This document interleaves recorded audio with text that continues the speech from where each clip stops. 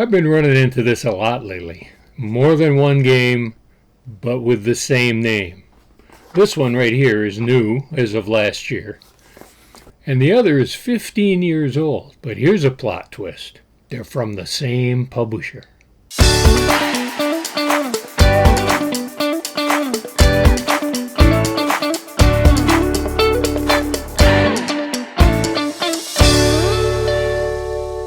I need to start right out with the classic thank you and disclaimer to our publisher, Outset Media, who sent me this copy of the new Skullduggery game. This is the real spotlight of this week's video. But when I saw this name, I said to myself, don't I already own a game with this name? It sounds really familiar. You know, I think you're right. And so I looked on the shelves, and by golly, there it was with all the other pirate games. Skullduggery. I remember having a good time with this with my grandkids years ago. Played it a few times and really enjoyed it. And look at this on the table. Who wouldn't enjoy this? Isn't this an awesome looking game? We got these big tiles, kind of reminiscent of Ravensburger's Labyrinth, I think, in style. These beautiful big pirate miniatures here, great big die, gems, all kinds of cool stuff going on. And the idea is that you roll that monster die there and you move your pirates around here trying to find 4 pieces of a treasure map. And then when you do find it, then everybody tries to head back to their boats and get off the island. I do recall it was a fun time. But for whatever reason, it fell out of the catalog and went out of print. So now here is the new Skullduggery. You can see that it has a pirate theme, but other than that, it's a completely different game than the old Skullduggery. This one was designed by Elsie Dix over in the UK. She has a listing on BoardGameGeek.com with 23 different games to her credit. And this one is obviously by Outset Media. It's a card game. A deck of 54, as well as these real hefty little punch-out counters here that each player gets 2 of. It's a 3 to 6 player game. Obviously, I have it set up here right now for 4. What's really innovative about this is the way the scoring works. It's not a matter of assessing points and earning points one at a time like you would think. The actual winning combination are numbers on a card. For example, 4 cards in a row. Everybody has 4 cards in front of them. If you turn over these cards at the end of the game, that is your score. Here's a few sample scores. 8,542. 2,664. 5,437. 3,916. Nice big point scores there, but it's actually a matter of just lining up those 4 numbers in front of you by the time the game is over, and you flip them up, and that's your score. But here's the trick. You don't really know what those cards are in front of you. Let's just run through a few turns here, and I'll explain the rules as we go. As you can see, each player gets 4 cards in front of them face down. There's a draw deck, there's a discard pile, there's another discard pile. I'll explain that in a second. And each player gets 2 of these hefty little counters here. There's also the all-important reference card.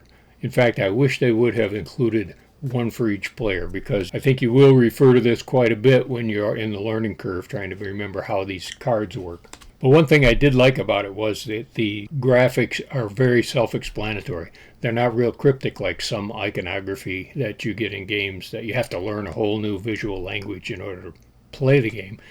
These are pretty straightforward. Now, after all the cards are dealt out and set up here, then that's time to turn on your memory cells here, because you get to look at the 2 middle cards in front of you. You look at them, you commit them to memory. Got that? I think I got it. Oh, I forgot it already. Okay, I think I'm good. Now you know what those 2 cards are, and everybody around the table is in that situation. These 2 cards are known. Now you're supposed to pick the first player based on the effectiveness of their pirate impression, you know. How well can they say, "Arr, matey," or whatever. But the individual turns are very straightforward. You've got 2 steps. Draw a card, play a card. Couldn't be much easier than that. But that second step is actually broken up into 3 options. The first option is you draw a card, you look it over, decide you don't want it right now, and you just discard it. Okay, that's option A. Option B is you draw that card, you want to keep it in your tableau over here, exchange it for one that you do have in your tableau, and then that one that you have exchanged, you discard that. Now the third option is you use one of these tokens.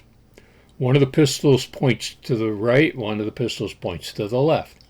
If I play this pistol that points to the right, that means I get to look at the end card here of that opponent and see what it is and put it back. Now I've used that pistol, I can't reload. I'm done with that. I can't use that ability anymore throughout the entire game.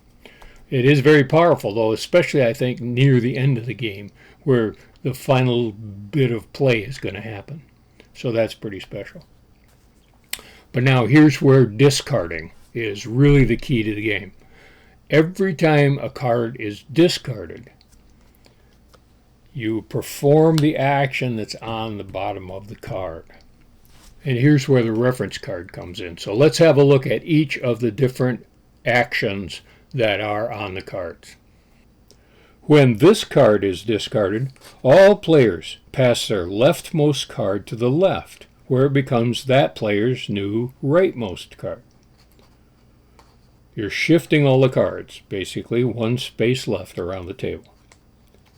This one is a complement to the first one. Everything shifts to the right. This one allows you to peek at one of your outermost cards. This is one I really rely on a lot. And this one allows you to peek at the nearest card of one neighbor.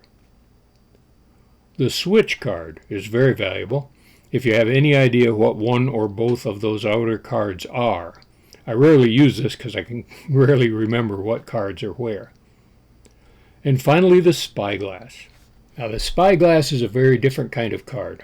It has a numeric value just like the other cards, and as long as it's on the table, it is potentially part of your score or somebody else's score, depending on where it ends up. But whenever it is discarded, the spyglass cards go into their own special discard pile. And when one is discarded, every player gets to turn up one of their middle cards. Now, because cards have moved around, these will be different than those original middle ones that they looked at. So they can pick which one and they flip them up, and now they're visible and they remain face up throughout the rest of the game. And if there's a card swapped into that place, exchanged, then that stays face up as well, so that those face up conditions remain through the rest of the game. And that happens with the second spyglass card that's discarded as well. When the third spyglass card is discarded, the game's over. You're done, lay down your arms, you're all through. Now it's time to see what everybody's score is, and everybody flips their cards over. Check it out.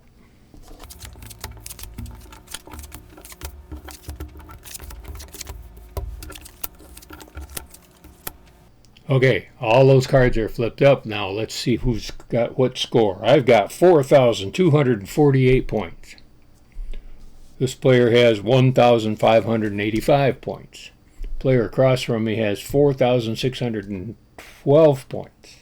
This player has 4,586 points. And all that means that the winner is the opponent sitting across from me right now.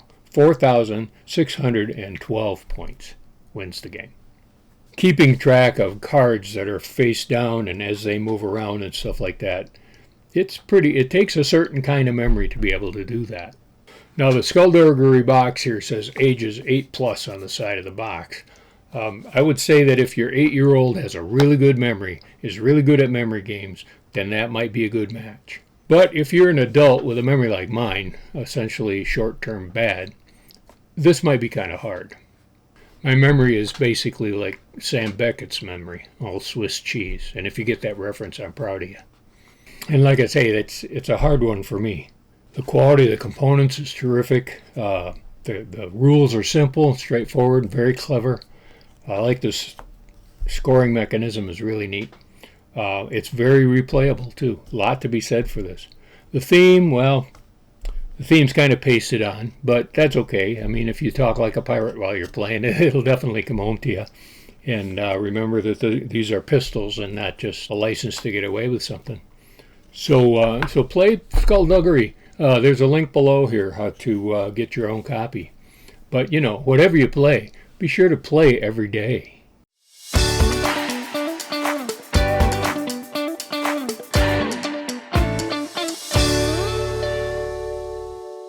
Whoa, whoa, whoa. Are you sure you want to do that?